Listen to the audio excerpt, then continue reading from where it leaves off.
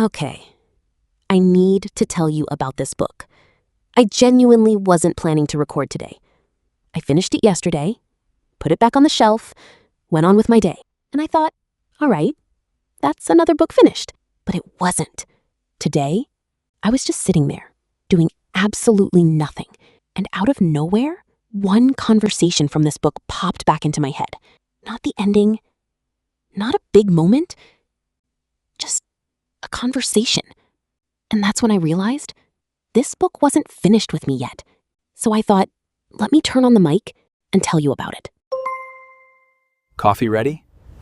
Good, because I need to talk.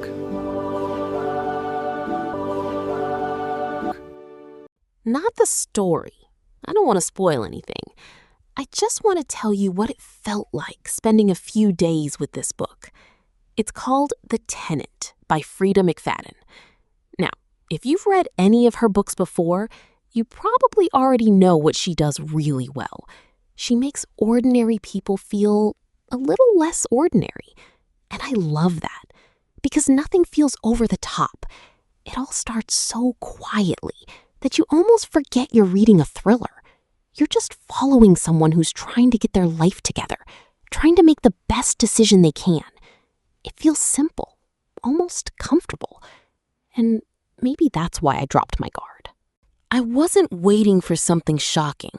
I was just interested in these people. I wanted to spend another chapter with them, then another. And somewhere along the way, without even noticing, I stopped thinking, I wonder what happens next. Instead, I started thinking, I wonder why that felt strange. That's a completely different feeling. And honestly, that's when this book really got me. Not with a twist, not with a surprise, just with a feeling that something wasn't sitting quite right. I couldn't explain it. I just wanted to keep reading. And I think that's the best way I can describe my first few hours with this book.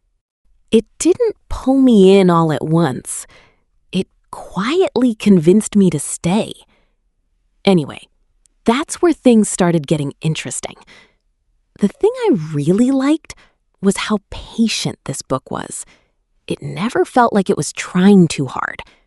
You know how some thrillers throw something huge at you in the first chapter just to grab your attention? This wasn't like that. It was much quieter. It let me settle in. It introduced people, let me get comfortable, and then, very slowly, it started making me question that comfort. I didn't even notice when it happened. One minute, I was just reading. The next, I was paying attention to every little conversation. Not because anyone was saying anything strange. It was more like I'd finish a page and think, why did that feel different? I couldn't always explain it. I just felt it. And I think that's why I kept reading.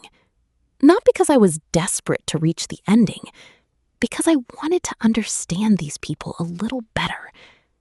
There's something about books that make ordinary situations feel important. I love that. Nothing has to explode. Nobody has to make a dramatic speech. Sometimes, one quiet conversation can do a lot more.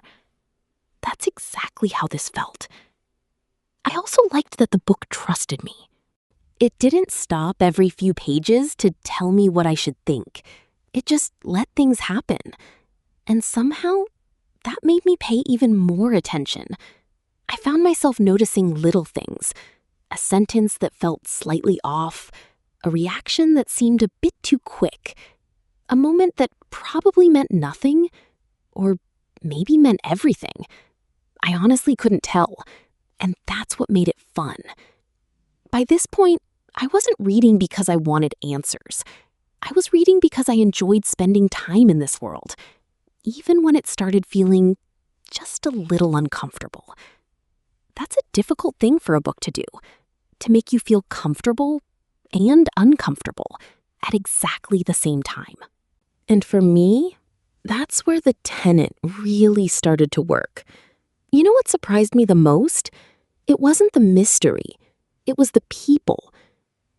this book thinking, I'm going to spend the whole time trying to figure out what happens. But that's not what happened. Instead, I found myself trying to figure out people. Not in a detective kind of way, just trying to understand them. Blake was interesting because he felt real. He wasn't trying to be some larger-than-life character. He felt like someone who was just doing his best, even if life wasn't making it easy. And I think that's why I connected with him. Not because I always agreed with him, because I understood him. Then Whitney comes into the picture. And don't worry, I'm not saying anything beyond that. Meeting her yourself is part of the experience. But I will tell you what happened to me. Every time she showed up, I paid a little more attention. Not because she was loud. Actually, it was the opposite. Sometimes she'd say something completely normal, and I'd still find myself thinking about it a page later. Have you ever had that feeling? Someone says something, and you can't explain why, but it stays with you. That's exactly what happened here, and I think that's where this book became dangerous. Not because I was scared, because I started questioning everyone. One conversation would make me trust someone. The next one, I'd completely change my mind. It was like the book kept quietly asking me, "Are you sure?" And every time I thought, "Yeah, I figured this person out," the book would smile, and I'd realize, no, I really haven't. I loved that because it reminded me of real life. People aren't easy to figure out. Sometimes we think we know someone, and then one small moment changes everything we thought. That's what this book kept reminding me. Not through big speeches, not through dramatic scenes, just through people being people. And honestly, I think that's much harder to write than a clever twist. By this point, I wasn't trying to solve the mystery anymore. I was just enjoying the fact that this book kept making me change my mind. Somewhere around the last third of the book, I realized I'd stopped reading it like a thriller. Normally, when I pick up a thriller, I'm trying to beat the author. Every chapter, I'm making little predictions. Okay, I know where this is going. 5 pages later, I'm definitely right this time. It almost becomes a competition. But The Tenant quietly took that away from me. Not because it was impossible to guess, because I stopped caring about being right. I was enjoying the experience too much, and that's actually a compliment. The best thrillers don't just make you ask, what's gonna happen? They make you ask, what am I missing? There's a big difference. One makes you rush, the other makes you slow down. I found myself reading certain pages twice, not because they were confusing, because I felt like there was something hiding in plain sight. Maybe there was, maybe there wasn't, but the book had already changed the way I was reading, and I loved that. You know what's funny? After I finished, I didn't immediately open another book. I made myself a coffee, sat there for a while, and replayed a few moments in my head.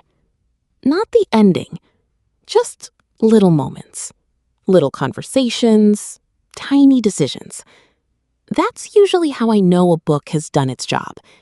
It doesn't need to shock me for me to remember it. Sometimes it just needs to stay with me after I close the cover. And The Tenant definitely did that. Not because it's the biggest thriller I've ever read, but because for a few days, it quietly moved into my head and refused to leave. So, who do I think this book is for? If you enjoy psychological thrillers that slowly pull you in, I think you'll have a great time with this one. It's the kind of book that rewards patience. The more attention you give it, the more it gives back. Would I recommend it? Definitely. Not because it's trying to reinvent the thriller genre, but because it does something surprisingly difficult. It keeps you interested without constantly asking for your attention. And I really appreciate books that have that kind of confidence. Now, before we close the book, Here's the bookmark I'm keeping. People often say, trust your instincts. This book reminded me of something a little different. Sometimes our instincts aren't wrong. We just ignore them because the obvious answer feels easier. I really liked that thought.